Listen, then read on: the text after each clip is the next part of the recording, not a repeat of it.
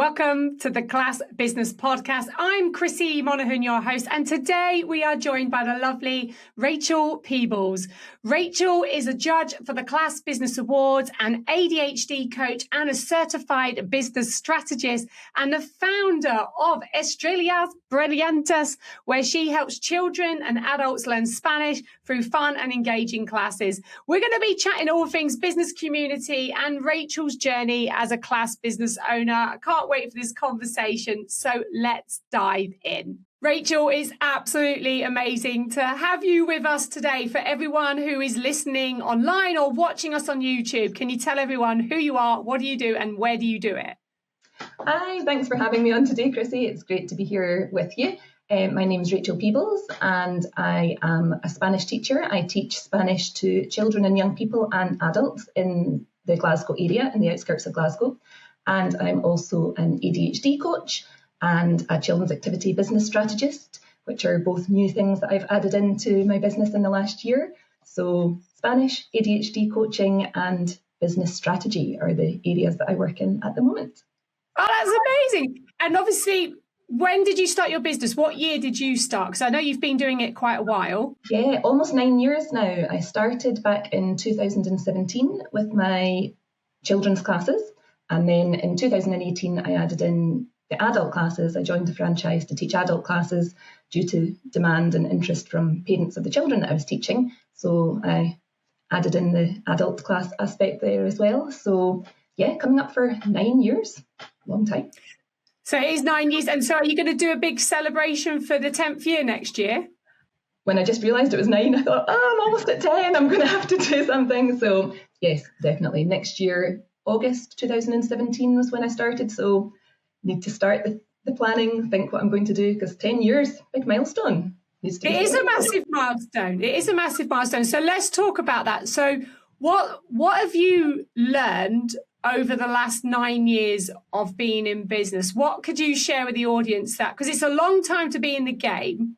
Mm-hmm. And this year, I think particularly people are finding it tougher out there right now. So obviously you've been through probably ups and downs. So what have you learned in that 9 years? Oh, there's a lot happened in that 9 years. When I first started out, I just had 2 classes. A previous licensee had stopped, so I had 2 Saturday classes. And that then grew with parents saying, do you have a class for younger children? Can you add in these classes? I then started in my local church hall where I had then 2 different locations. And just over the first period, it was trying to build things up, word of mouth, be known in the local area. And then obviously with the adult classes, seeing that there was another need and how I could diversify what I was doing and add on related services there. I think it was important to be seeing what was needed, what the demand was, what people were wanting, what support they needed to be able to provide what they were looking for there. And yeah, as I grew, obviously time became more of an issue and trying to juggle everything, fit in new classes, the marketing, getting people into those new classes. COVID hit in the middle, and I went online for 2 years with the adult classes, for over a year with the children's classes. I think I taught about 600 classes online over COVID, so I learned a whole lot about online delivery and trying to interact with children. I had the baby and toddlers online up to my retirees during that period. And I think with the time and the experience, you learn what works, what doesn't work. And I think focusing on what does work and think, right, this is going well right now. How can I do more of this? And certainly for myself, I was diagnosed with ADHD in my early 40s, realising that there were lots of things that I struggled with in terms of social media, emails, keeping on top of things, organisation, all the things that I was trying my best to do and finding really hard. I think realising that I didn't have to do it all by myself and that I could look for support with a VA and not have to just feel like I was ploughing through all this really hard stuff and focus on the stuff that was my area of expertise, that gave me joy, that I wanted to do and that I was good at doing, focusing on that and using my time for that and outsourcing the other things that really were draining my time, draining my energy. And I think that can be hard for folk to do in business because we think we need to do it all ourselves or it's going to cost money to get someone else to do something for us. But when you weigh that up with, well, you're paying money to get support with something, but how much time are you gaining back to do the things that are actually going to generate more income in your business, take your business forward? It's not actually a cost, it's an investment, and you get that money back by being able to focus on what you can do well. Yeah, and I think one of the really interesting things about your business, and I think it would be good for people to hear, is you don't actually post that much on social media. Like, you've always admitted it's been your downfall that you're not great on social media. You're not great at being consistent. If I asked you now, when was the last time you posted, you'll probably tell me it was. Do you know, I posted last week. I posted twice last week. But if you asked me any other week, you would not get that same answer. But I think what would be really interesting for the audience is because so many people obviously rely on social media for marketing their business.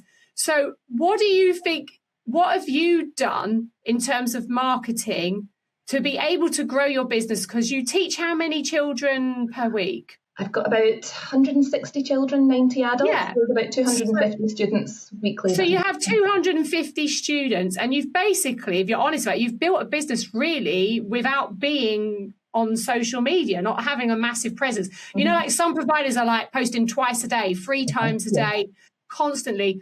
What have you done? How do you market your business then? How do you get people there? I think a lot comes from word of mouth, providing a good service to the customers that you've got at the moment, to your students, so that they're talking about classes and sharing it with their friends and bringing them along. I've done quite a lot of bring a friend to class promotions with the children, or different activities where they can bring friends along, where they can recommend and get a discount if someone else signs up through them. So that's almost like getting your current families and parents to do the marketing for you and to reach out, because that way you're putting money into giving them a discount rather than into either ads or the marketing things there. And that's worked well. I'm very fortunate there's a local community magazine in our area that goes out to about 20,000 houses locally, and they have a calendar section at the end. So I'm in that with all my classes so people can see it. I do try and post in local Facebook groups in the local area, children's groups, mums groups, to be able to share classes. And then I ask my parents, if they see me in these groups, to comment and to recommend me, because sometimes they think, oh, Rachel's posted that she can do Spanish classes. Someone else has said they go and it's good. I don't need to. Whereas if you get 1 parent, 2 parents, 3 parents, 4 parents all in the one post, people think, oh, right, okay, they're all recommending the same person. And that sort of builds trust and confidence in parents there. So I think the local type marketing in these sorts of magazines, I've put a couple of adverts in there as well. The social media is not my strong point. I have always admitted that. I would love to be in a system where I could have everything going out and being scheduled, and it is still my plan. I know that it is really important and it would make a difference, but I struggle with it. So I have to look at other ways of using word of mouth, being on local directories, things like Club Hub, Kid Local in Scotland as well, and all these different directories, the local pages where parents are looking for things. And also, I think Google My Business has been really important for me to have pictures, information. On your Google business form, you can also almost put things on like it was Facebook, put on posts, put on photos, put on events, updates. Because when people are searching online, they're just Googling Spanish classes near me or whatever kind of class they're looking for. They might not know who to look for on Facebook, but you'll pop up in the search if you've got your Google page there, and the more information you've got on that to direct them then to a booking page, to a website. I get a lot of people that find me just searching online and finding my Google page and then getting to my website that way. So I think that's another good way of doing it, because they might not find you on social media, they don't know who they're looking for.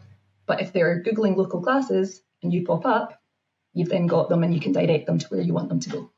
Well, I think it's just nice to hear for people to hear that you can build a business without being completely on social media, because you have done it very well. And you also do a lot of, I know you do a lot of charity fundraising work, and I think that probably gets you a lot of, goodwill in your community. So share what you do, because I know you do a lot of work internationally. Mm-hmm. So my background is that I worked in South America, in Bolivia, years ago. For 9 years, I worked in Bolivia at a community project working with children who were growing up in prison with their parents. So I was there for years and years. That's where I learned Spanish. I didn't study Spanish at university. I studied economics. I have never done anything with my economics. So all that time that I spent working with children who had all sorts of different difficulties and challenges to face, when I came home after I started my Spanish business, I wanted to be able to contribute to that and to get families here involved in supporting children in other countries as well, because we have access to all these amazing classes. We have classes for everything, for language, for dance, for music, outdoor play, baby and toddler classes, so many things that children in other countries don't have. So we do fundraisers in the summer. We do fundraiser weeks, so like a summer club, where instead of the parents paying for the club, they donate to the charity page.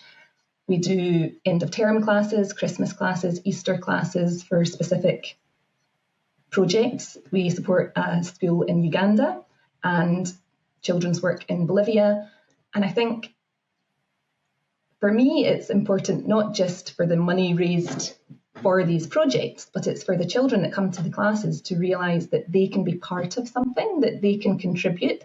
And even if they're coming and paying £2 to guess the birthday of the bear, if another 10 kids in their class guess the birthday of the bear, and then another class and another class and another class, that all works together, builds up, makes a difference, and can really support children in other countries that don't have access to the things that they do there. And I think it's great to see families all come together for sponsored events, for activities. The children come along, they have fun, they come to the camps, and then this money is raised to support these projects. So that definitely is another area that sometimes families would come along that wouldn't ordinarily come to class, but they think, oh, I'd like to help support this, and they come along to that as well. And I've been so fortunate to have such supportive families over the years. We've now raised just over £35,000 since we started for the different projects.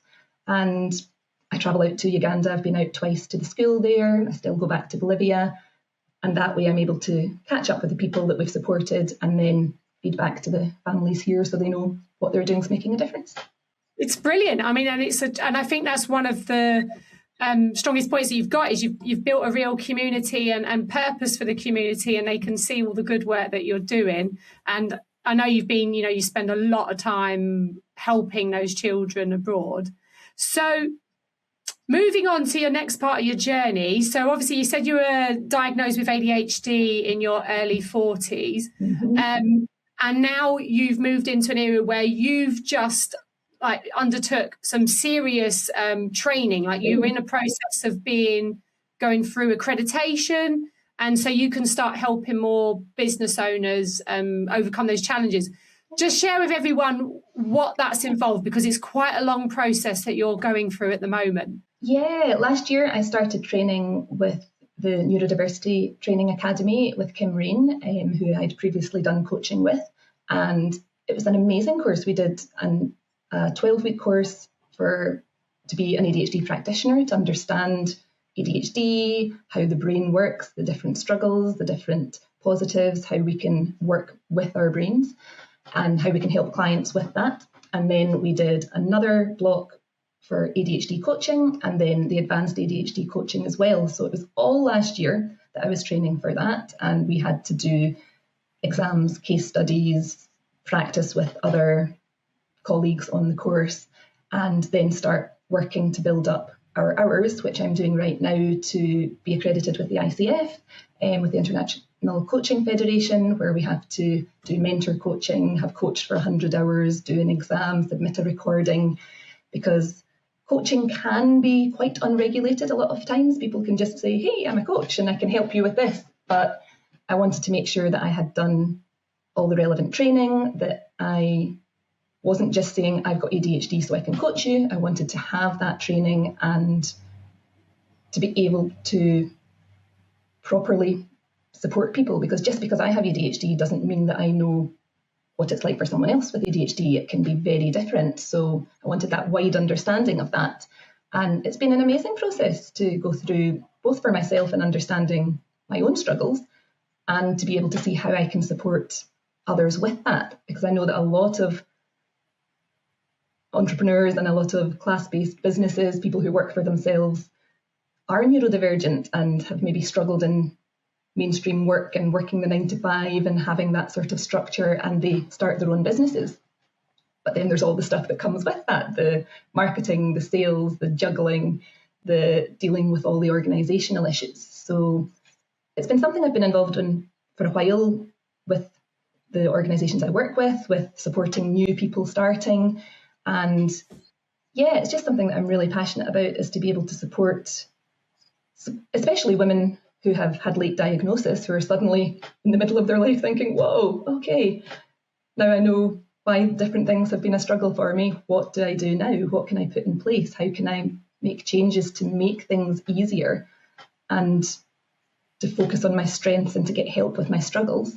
So I'm in the process of doing the accreditation for that at the moment, and I've just started working with my first ADHD client, and I'm also coaching 8 business owners on the one-to-many programme that Lisa Johnson runs, doing business support and coaching on that course as well, which I was able to do through doing my training with Kim Rain there. And it's just a huge privilege to be able to walk alongside people and support them and encourage them to make decisions for themselves that are going to make a difference and move them forward. So it's been great. I'm loving it. And so if once you're graduated and you've done all your thing and you're fully like qualified, because I know you're waiting to get that fully qualified badge, and you're going to start offering services to business owners, what type of service is it going to be? Is it one-to-one work, and what does it usually involve? So at the moment it's one-to-one. I've fully finished my training, so I can now coach. The ICF bit is just sort of extra that you can have. So you've got that badge, that stamp of approval that you're with the ICF. So tends to be one-to-one that I'll be doing in the beginning. I'm looking at potentially going into group programs after that, because a lot of time the peer support can be a help with that. Things like body doubling, where you're doing your thing at your end, I'm doing my thing over here on Zoom, but we're both there making sure that we're actually doing it, because the procrastination, the issue with initiating tasks can be a huge thing. But in the beginning, it's going to be one-to-one to support, so that folk have a chance to talk about where they are, what they're doing, what they're struggling with, and look for strategies and tools and things that they can put in place to work with their brains, not against them, because so many of the strategies that we're given work with neurotypical brains and don't quite work if your brain works differently. So it'll be an opportunity, usually over a period of 3 months, 6 months, so that there's that time to put things into practice, to come back, have that accountability, have someone to be able to share with. It's quite non-directive that I'm asking the questions, helping the client to make those choices, because if someone tells you, do this, it's not likely they'll do it. But if you make that decision for yourself and you think, oh, actually, yeah, this is an issue, this is where I want to get to, what steps do I need to follow, what do I need to put in place, then you're deciding on that journey, you decide what you need to do, and you've then got that momentum to move forward. And then you've got the support of your coach during that. And when things go badly, reassess and look back at it. Then when you've got someone cheerleading you on when you're doing well, just to move forward and make that progress. Well, it sounds amazing, and I can't wait to see you start that journey now and start working with providers, class business owners to support them. And this year, you are one of our judges for the Class Business Awards. So for everyone who knows Rachel already, Rachel is an award-winning business owner. She has won multiple awards in many different programs. But this year she decided to put herself forward to be a judge and not to be obviously entering. So first of all, what sparked your interest in being a judge for the Class Business Awards? I think, first of all, because of you starting these awards and just how exciting it was to see what you were building, setting up these awards for class business providers, I wanted to be a part of that. There are so many amazing businesses teaching classes across the ages in all sorts of different areas, and having a platform like you have here to do the awards, but not just the awards, but to tell their stories through the year and to recognise what class business providers do. I've entered lots of awards and I have won a lot of awards, which has been amazing and hugely beneficial to my business.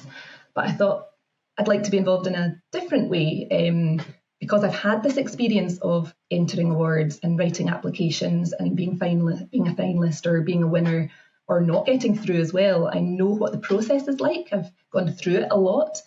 So I know what it's like in a way with that. And yeah, I wanted to be part of what it is you're building here, and alongside these other judges, to be able to judge these applications and celebrate all these business owners. And it's been really hard so far because all the ones that I'm reading are amazing. Well, that's what I wanted to touch on now. So obviously we are in the middle of the judging process and you are in the thick of it at the minute. So what's when you're reading all of the applications coming through, like obviously one of the questions we ask is around impact, because for me, I was really important that we got that information, because obviously we want to tell the stories of the providers. So it made sense to say we wanted to know what impact are you having at a local community level. So you're in the midst of reading all of these stories right now. What's your feelings? How are you feeling about it? Because I've had loads of feedback from other judges saying, oh my God, this is blowing my mind. Yeah, it's amazing. And I guess I didn't know quite what to expect and who would be applying or what categories I'd be looking at and what businesses I would be reading about. But just every business I read about in completely different areas, I just think, whoa, this is just amazing, because you don't know that there's all these things out there unless you know. And I know a lot of business owners through different networking events and awards events. I know lots and lots of different activity providers across the children's sector, the adult sector. But it just makes you realise how many more people there are that have set up businesses. And it's really interesting to see the backstory. A lot of folk have come into the area because of a need that they've seen for themselves that wasn't being met, either as new mums needing support and they wanted to provide that, so they've set up their business, or something that they've gone through in their personal life that they've thought, right, okay, I can make a difference here. No one seems to just say, what will I do? Let's start a business and do this for no good reason. There's always a backstory. There's always that personal aspect to it, which that's what makes it special, isn't it? Why someone has started the business, their why, what they want to do. And it's all because they want to help. They want to support. And when you read about the impact, when I was thinking about the interview today, that was the word that just came to mind. And I know it's what you're wanting to do with this whole process, is make an impact. And these businesses are making an impact in their local areas, in the wider area, with the families they're working with the other projects that they're supporting. And it's really hard to judge them because they're all making a huge difference. And that difference can be to individual parents and children that are coming to a class. It can be with adults who are learning self-defense skills that are making them feel more confident and safe. It can be individual people coming to classes. It can be the groups that they're working with, people finding a network and a community and a support system. And then with the outreach work that they're doing in schools or in local areas, and there's lots of fundraising and support going on as well that's reaching the wider community. And every one you read, you think, oh, they're making a difference, they're making a difference, they're making a difference. And I think a bit like with my children in class, that I'm trying to show them, hey, you can make a difference. But even if it seems small, when you add it all up, the cumulative impact is huge. And it's the same in this sector, reading all these applications. Look at all these class business providers that are making a difference in their area where they are, but then they're doing that over here, they're doing that here, they're doing that here. Across the sector, look at what's being done. It's not just on an individual level, which is obviously important. It's on the local community level, it's on the wider community level. And often people don't share that. And I think through these applications, I hope people will share their story and what they're putting in here, what their plans are. They've got goals for moving forward, for having more impact in the community. And it's really inspiring. It makes it hard to judge and to give points and to know you want to give everyone full marks because they're just fab. But it's really inspiring to read all of that and to realise what's going on all around us. And when people start up these businesses, it's a business and it's their work. But there's heart in that. It's their passion. They want to make a difference. And yeah. Oh, I don't. I'm glad I'm not doing all the judging. I've got nothing to do with it whatsoever. But I obviously will be reading all the stories. And when we announce our finalists, I'll be interviewing all the finalists. So I'll be getting the stories in real time via the interviews. Oh, Rachel, it's been amazing to chat with you today. There's so many great insights that you've shared with everyone today. If people want to come and connect with you, like, I know we talked about social media not being the main space that you spend a lot of time on, but where can we send people? So on Facebook, I have an ADHD coach page. So it's Rachel Peebles ADHD coach.